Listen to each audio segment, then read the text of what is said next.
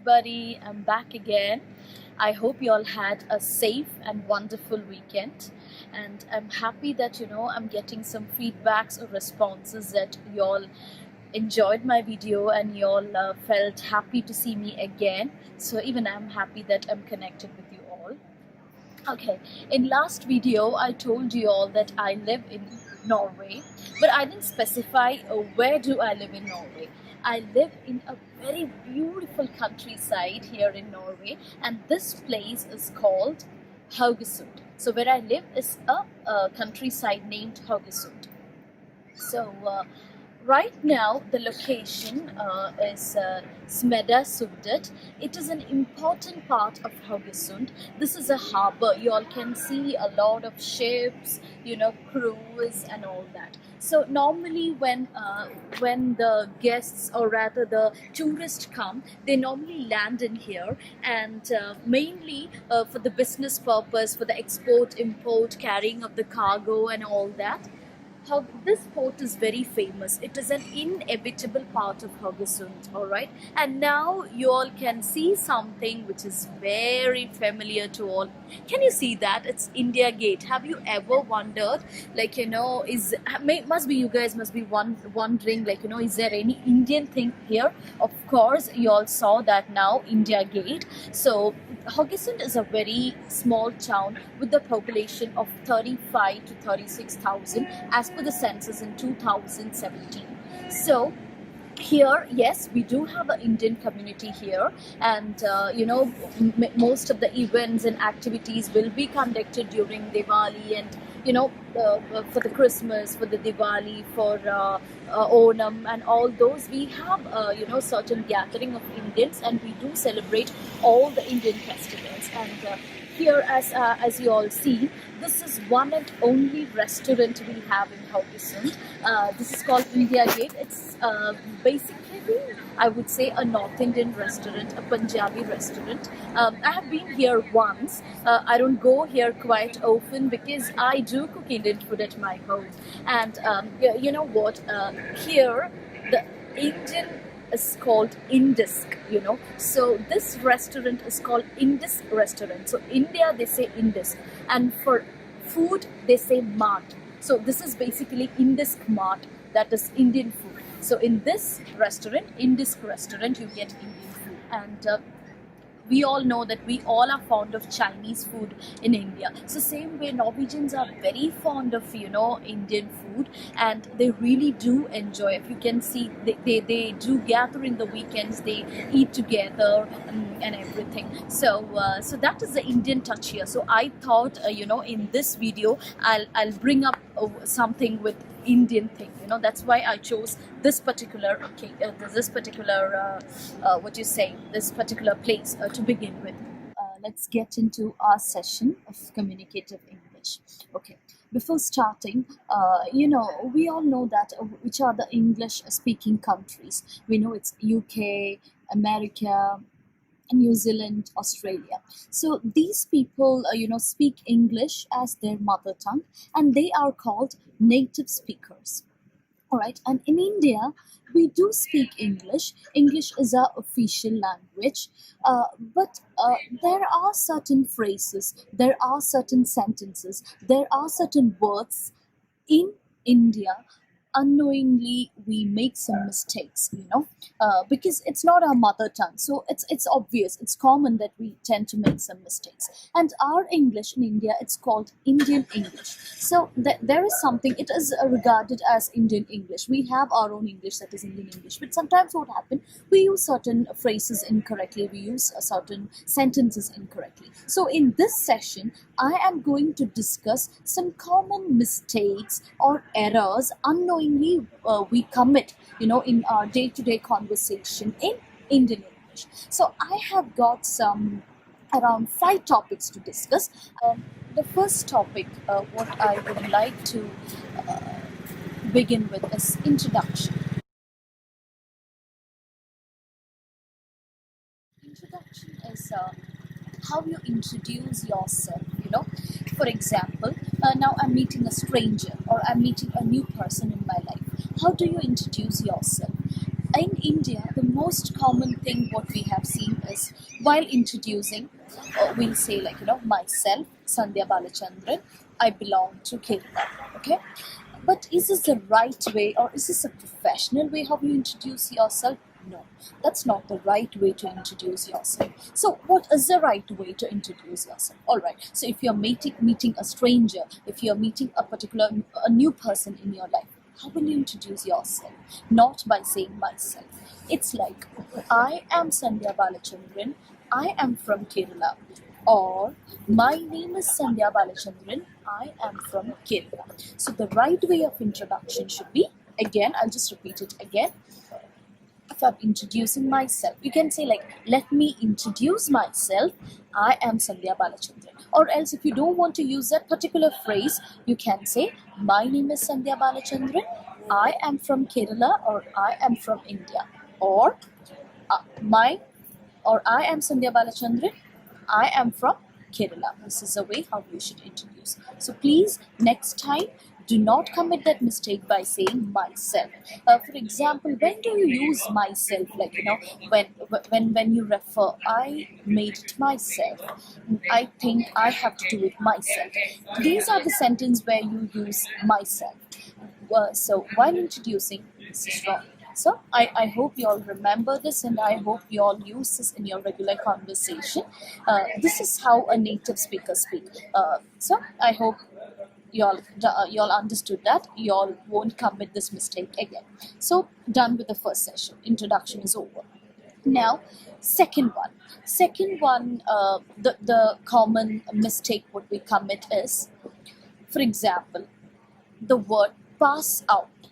Pass out is quite frequently used in every field, even the professors, the teachers, everywhere in India we use this term pass out. Okay, so I am 2014 pass out.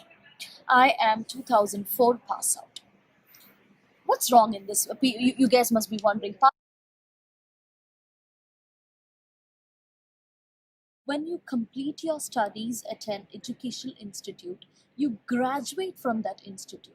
So you should say, like, I graduated from high school in the year 2014.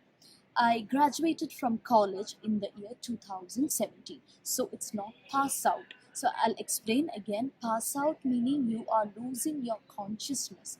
So that gives an entire different dimension. If you go and speak to a native speaker, you say, I'm 2014 pass out. So they'll be like, did you lose your consciousness, or what happened to you that you're like pass out? What happened? Are you okay? You were okay? So it's not pass out, students. It is like graduate. I graduated from high school in 2014, or rather you can use this also. I completed the course in 2014. I completed my education in high school in 2014. That is the right usage. I think that is clear for you. Don't try to use the word pass out, because it is utter wrong, and it has got a total different meaning. So this is the second point what I have to speak. So that's done. I think it's clear for you all. Now, third, this is a very common thing what I noticed. I'll give you a scenario. For example, uh, tomorrow you have in India we say band or hartal or strike. So tomorrow it's a hartal or it's a strike. In Indian English we say band or hartal. So tomorrow it's a strike. So the first thing, you're giving a call to a teacher, and you're saying, teacher, tomorrow school is there. So teacher will be replying, yeah, tomorrow school is there. Okay, now you must be wondering what is wrong in this.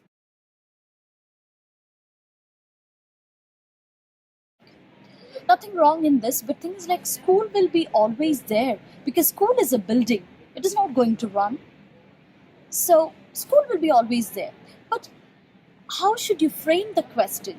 The question should be, is tomorrow a working day, or are we working tomorrow? School is a specific building. It will be always there. So it doesn't make any sense if you ask, school is there? Of course, school is there. So you need to ask, is it a working day tomorrow, or are we working tomorrow? And how should be the answer? The answer, normally, what Indianism we do, we say, yeah, school is there, or no, school is not there. Again, wrong. So we should say, Yeah, it's working tomorrow, or it's a working day. Yes, we are working. Or else, no, we are not working tomorrow. No, it's not a working day. So, this is the third topic what I want to discuss. I hope it's clear and precise for you. Now, let's get into the fourth topic. This is also a very frequently used term. What is it? It's called, we say it topper.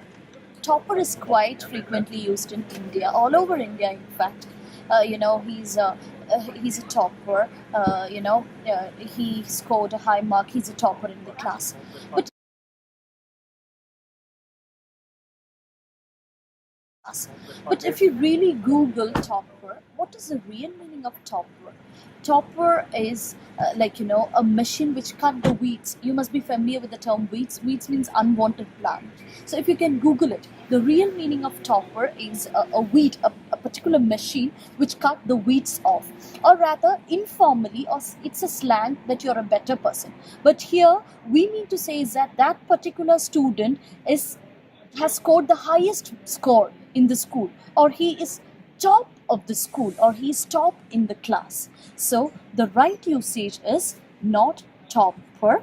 In Indian English, it's justified. You can use, but when you speak with a native speaker, or when you are very fluent in English, if you want to speak like a native speaker, you should not use. Of course, if you Google, topper in Indian English, it will say the person who score top mark. You get that definition, but thing is that is not the right way to use top. So you can say he's top of the class, or he's a top person in the class, or you can say he's the one who has scored the highest rank in the class. All right, so this is the fourth mistake what we have noticed. This is the fourth thing. This is the thing you have to rectify in your normal conversation.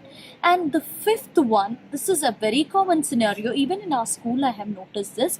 And when I worked in 2018-19, that academic year, I have corrected many students. I think the class which I handle, I think those students will remember this. But for others, I'll just repeat this topic again. This is like doubts. Again, I'll give you a scenario. Your mathematics teacher, she's solving a problem, and you are listening to the class. So since she's solving the problem, you got confused. You didn't understand that particular step. So you'll be like, "Excuse me, teacher, I have a doubt." This is a common thing what we do, right? So teacher will say, "Yeah, yes. What is your doubt?" So then you'll ask that, and you'll clarify that. This is very common, especially in our school. Also, I've noticed this. So and if not for the student, the teacher will complete the class, and teacher will finally, okay, I think it's pretty clear for everyone. Any doubts? Do you have any doubts? This is also a common scenario. That's again a wrong English. That's again an Indian usage. Doubt is like, for example, in a sentence, I doubt it may rain today. I doubt I can make it. I doubt I can make it for the party because I have some other commitment. This is a sentence, or this is a scenario we use the term doubt. So then you might be thinking, then what should we use? Yeah. So as I said, the teacher is writing something. Teacher is solving a mathematics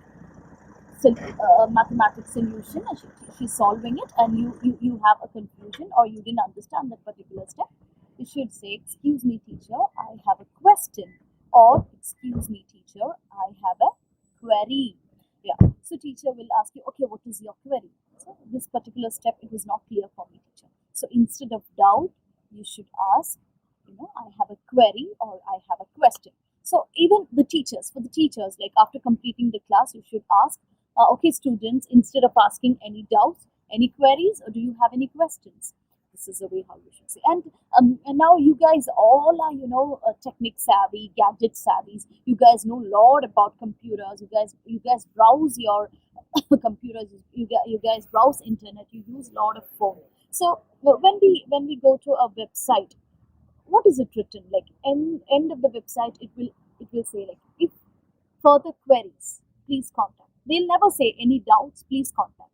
So think about the logic. So what will they write? "If any queries, if any question, contact us." So same logic. So do not use the word what? Doubts. Instead, use the term queries or question. Teacher, I have a query. Teacher, I have a question. Or for the teachers, do you have any queries or do you have any questions? So the teacher can give further clarification. Okay, I think we discussed about 5 things today. One is, this is just, I'm just rewinding it just to, refreshing you guys. First is introduction. So what should we say in introduction? Instead of myself, use I am or my name is. For example, my name is Sandhya Balachandran or I am Sandhya Balachandran. And instead of saying I belong to, say I am from. I belong to Kerala. Wrong. I am from Kerala.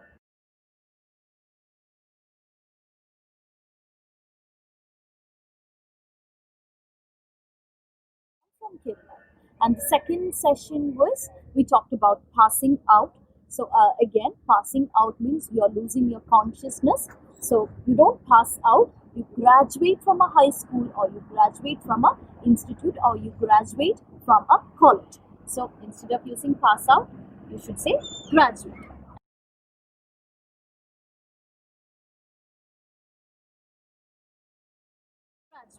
And what was our third point? School is there. Of course, school will always be there. School is not going to run out. So, are we working today or is it a working day today? So, the answer should be yes, we are working, or no, we are not working, or yeah, it is a working day today. So, that was the third.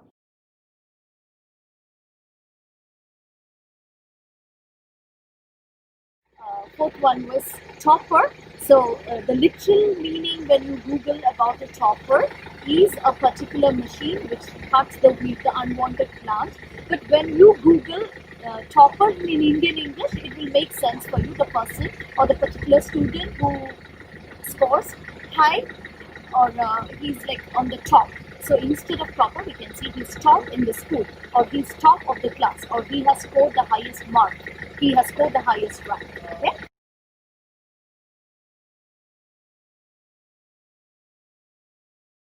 Okay? And last but not the least, fifth one, what was our point? Doubts. So instead of using doubts, teacher, I have a doubt. Teacher, I have a query or I have a question. And for the teachers, make it a point that you don't use, any doubts. You can ask any queries or any questions.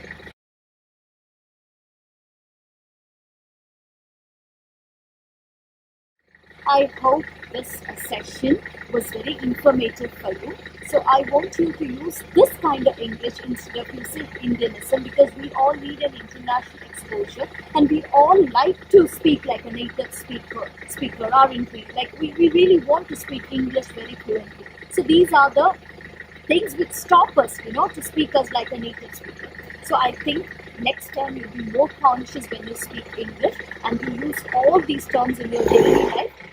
So I think you really enjoyed this session. Thank you so much for your time and be safe. Take care. Love from Norway. Bye bye.